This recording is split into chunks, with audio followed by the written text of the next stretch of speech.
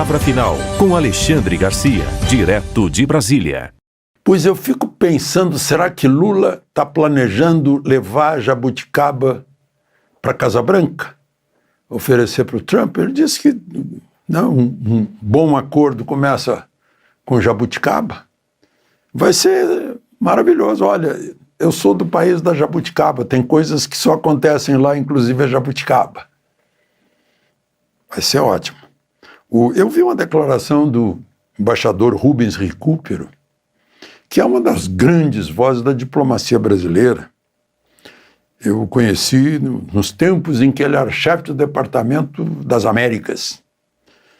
Eu cobria a área do Prata e me aconselhava muito com ele. E Recupero, eu vi uma declaração no Correio Brasiliense, ele dizendo, olha, não devemos festejar muito essas palavras de Trump, porque num dia ele diz uma coisa, no outro dia ele diz outra contrária. Eu disse, opa! Ele, como diplomata, não deveria falar mal do presidente de outro país. Mas ele talvez evitou de dizer essas mesmas palavras referindo-se ao presidente do nosso país, que é exatamente isso.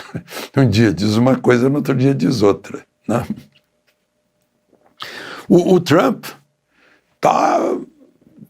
ele não pediu, mas ele gostou que o Antônio Guterres, o português que é o secretário-geral da ONU, ou seja, o grande executivo da ONU, vai mandar investigar, porque está claramente uma sabotagem contra o Trump. Imagina o acidente que poderia dar ele e a Melania indo na escada rolante e a escada rolante para. Imagina, cai, bate com a testa num daqueles degraus metálicos. Não foi só na escada rolante, ele foi para o teleprompter para ler o discurso. Na ONU se faz discursos lidos. Ele teve que improvisar durante 15 minutos, porque estava a telinha ali, aquele vidro, estava opaco, estava sem nada, né? Eu não uso teleprompter aqui, senão, se eu fosse escrever o que eu estou conversando com vocês, não seria essa linguagem. Não seria linguagem coloquial, seria uma linguagem meio chata, né? Escrita. Nunca fiz isso. Outra coisa, aí ele perguntou para a mulher dele, que estava na plateia, e aí, gostou do meu discurso? Ela disse, não ouvi nada. O som também não estava funcionando. A tradução não estava funcionando.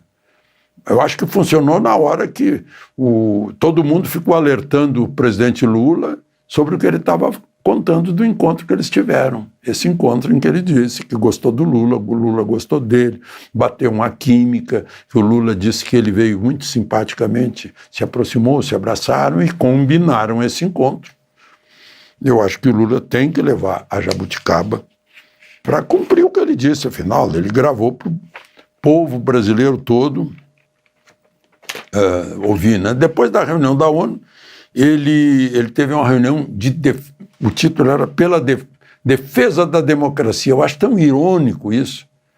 O presidente vai lá para defender a democracia, mas aqui no Brasil, ele jurou solenemente perante o Congresso Nacional defender a Constituição. E não fez isso. E defender a Constituição, nesse momento, é defender a democracia.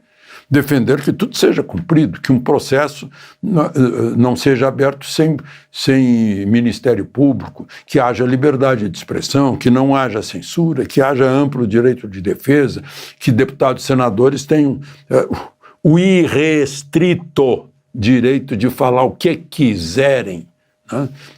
Porque está na Constituição, no artigo 53. Né? Por quaisquer palavras, serão invioláveis civil e criminalmente por quaisquer palavras. Então, mas ele nunca defendeu, mas ele jurou defender.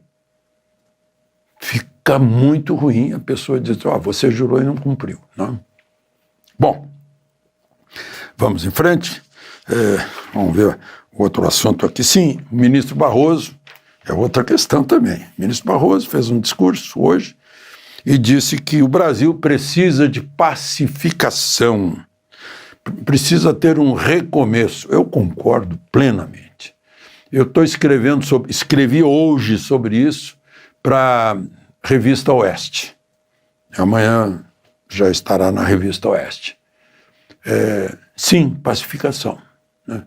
E ele disse, o ministro Barroso, né, convivência entre os diferentes. Sim, também. Só que tem um ódio que faz com que não tenha jeito, né? Eu reclamo no meu artigo que quem ocupa o estamento mais alto de agente do Estado tem que ser estadista, que tem que ter visão estratégica. Não tem. Só tem uma visãozinha tática. Não tem visão estratégica. Não percebe que no futuro que eu digo é logo ali, que está esquentando, aumentando a pressão por causa do ódio.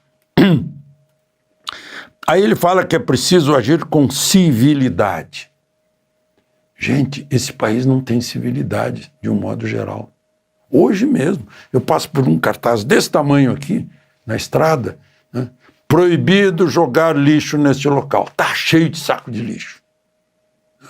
Eu estava no shopping hoje, o sujeito entra na escada rolante, fica do lado esquerdo, não tem civilidade, ele não sabe que a gente anda do lado direito.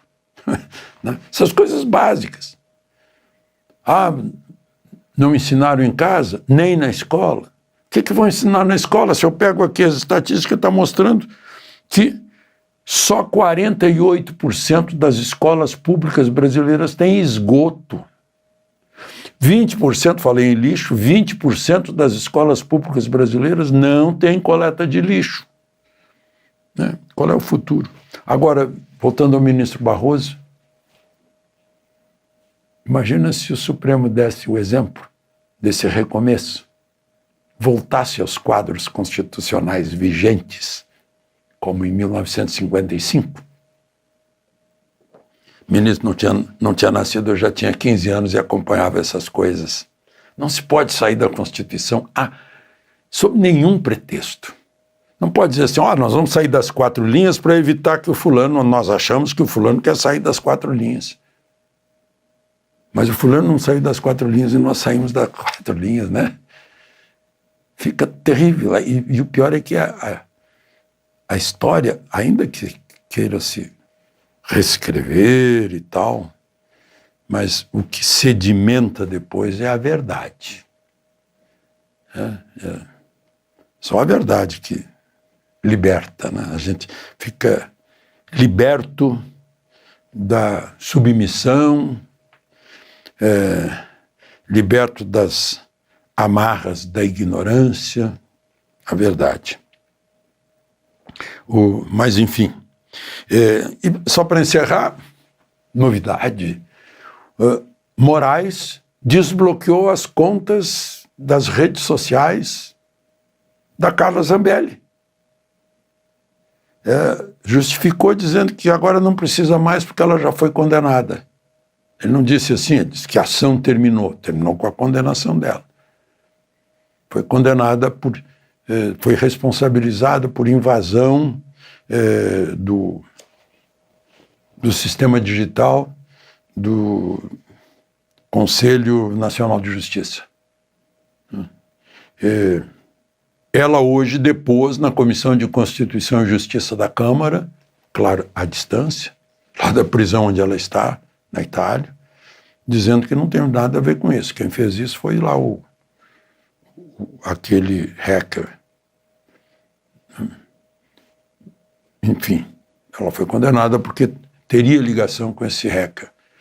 E ela vai ter uma audiência dia 8, próximo, que vai decidir se ela espera a decisão sobre o pedido de extradição do Brasil na prisão ou no apartamento que o marido dela alugou lá em Roma.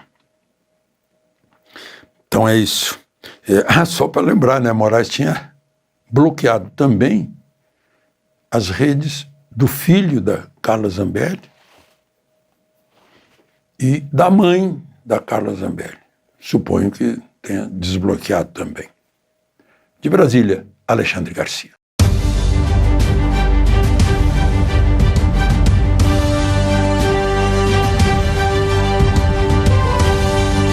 A Palavra Final, com Alexandre Garcia, direto de Brasília.